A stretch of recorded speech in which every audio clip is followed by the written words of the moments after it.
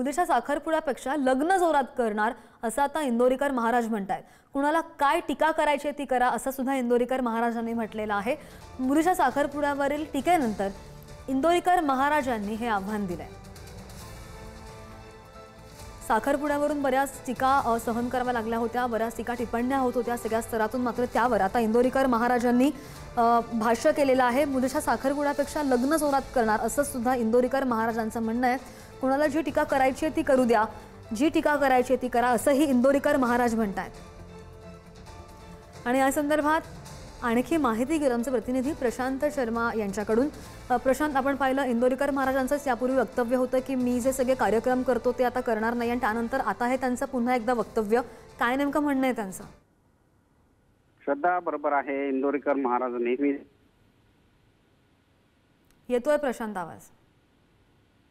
याआधी संततीबाबत केलेल्या वादामुळे थेट कोर्टात खटला चालू आहे आणि आता त्यांच्या मुलीच्या ज्या साखरपुड्यावर मोठ्या प्रमाणात खर्च करण्यात आला त्याबाबत जे टीका केली गेली नेटकऱ्यांकडून आणि इतर लोकांकडून, त्यावर आता इंदोरीकर महाराजांनी की हे मी आता केलं आहे, मात्र ह्याच्यापेक्षा लग्न जोरात करल, काय ते करायचं करा, आणि ही जी माझ्या विरोधातली मंडळी आहे ही मला त्रास देत आहे असंही वक्तव्य केलं आहे। आता मात्र इंदोरीकर महाराजांनी आपलं कीर्तन थांबवण्याचं जे वक्तव्य केलं होतं त्याला आता 4-5 दिवस उलटून गेलेले आहेत। मात्र त्याबाबत पुढचा काही त्यांचा व्हिडिओ जे जाहीर करणार होते तो मात्र आलेला नाही। मात्र एका कीर्तनातला हा व्हिडिओ समोर आला आहे की ज्यात ते आता लग्न जोरदार करणार आहेत। एक प्रकारे टीकाकारांना ते एक आव्हानच देत असल्याचं दिसून येत आहे। नक्कीच प्रशांत, धन्यवाद दिलेल्या माहितीसाठी। तर मुलीच्या साखरपुड्यापेक्षा लग्न जोरात करणार असं सुद्धा इंदोरीकर महाराजांनी म्हटलेलं आहे। त्यांच्यावर बरीच टीका झाली, त्यानंतर कुणाला काय टीका करायची ती करा असंही इंदोरीकर महाराजांनी म्हटलेलं आहे। मुलीच्या साखरपुड्यावरील टीकेनंतर इंदोरीकर महाराजांनी असं आव्हान दिलेलं आहे, भाष्य केलं।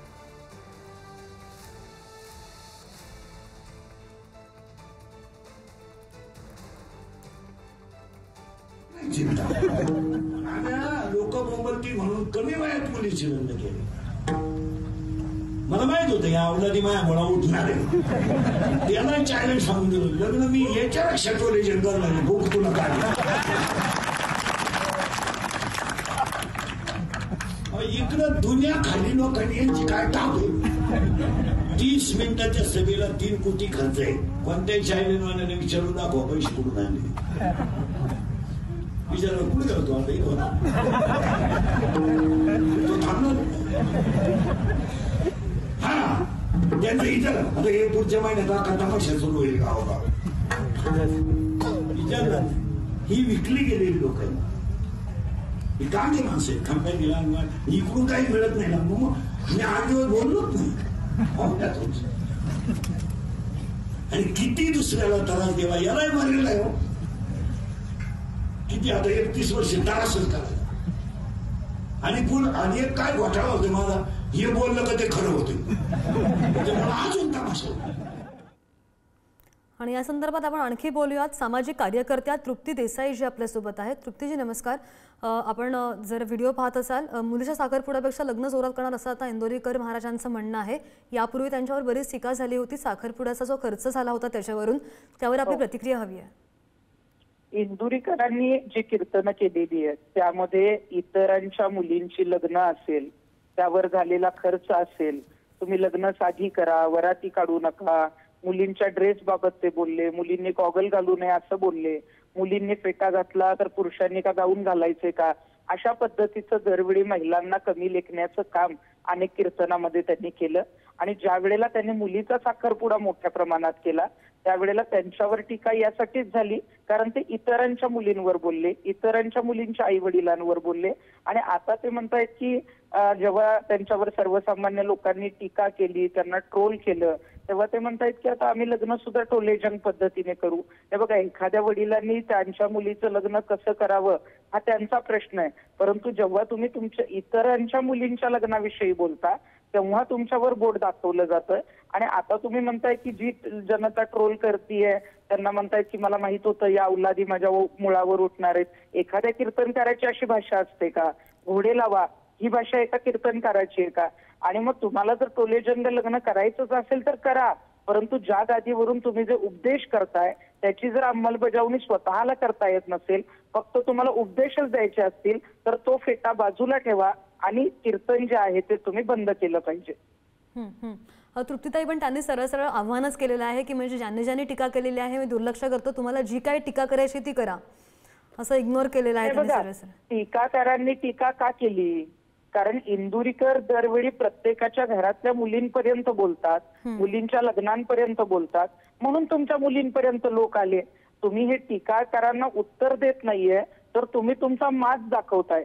हे काही कीर्तन कधी फुकट करत नाहीत. हे जे आहे ते खूप चांगल्या पद्धतीने पैसे घेऊन करतात. म्हणजे बाजारू कीर्तनकारांमध्ये इंदुरीकर मोडतात आणि मग त्यांना त्यांच्या पैशाचा अजूनच माल दाखवायचा असेल ना, तर त्यांनी तो दाखवावा. परंतु यापुढे आता दुसऱ्यांच्या घरातल्या मुलींवर बोलू नये, नाहीतर मग आमच्यासारख्यांना रस्त्यावर उतरावं लागेल. बरं तृप्तीजी, धन्यवाद आम्हाला प्रतिक्रिया दिली त्यासाठी. तुम्ही मुलीच्या साखरपुड्यावरील टीकेनंतर इंदुरीकर महाराज लग्न जोरात करणार असं म्हणतात. त्यांनी स्वतः हे भाष्य केलेलं आहे. आपण पाहिलं काही दिवसांपूर्वी त्यांच्या मुलीचा जो साखरपुडा झाला त्यावर बऱ्याच टीका झालेल्या होत्या, कारण की जो खर्च झाला त्यावरून बरंच बोललं गेलं. मात्र आता टीका करणाऱ्यांना त्यांनी उत्तर दिलेलं आहे. इंदुरीकरांनी नेमकं काय म्हटलेलं आहे ते सुद्धा आपण पाहूयात. लोक बोंबलती म्हणून कमी वयात मुलीची लग्न केली.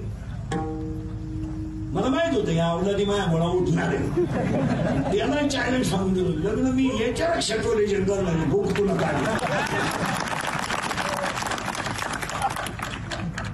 इकडं दुनिया खाली लोकांनी यांची काय टाप आहे. 30 मिनिटाच्या सभेला 3 कोटी खर्च आहे.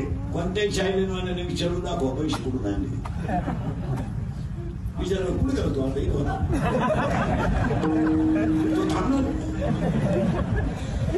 हा त्यांचं इथं आता हे पुढच्या महिन्यात आता तमाशा सुरू होईल गावोगाव. विचारलं ही विकली गेलेली लोक आहेत. ही कांदे माणसं आहेत. खांब्या गेला इकडून काही मिळत नाही ना, मग मी 8 दिवस बोललोच नाही. आणि किती दुसऱ्याला त्रास देवा, यालाही मारलेला आहे.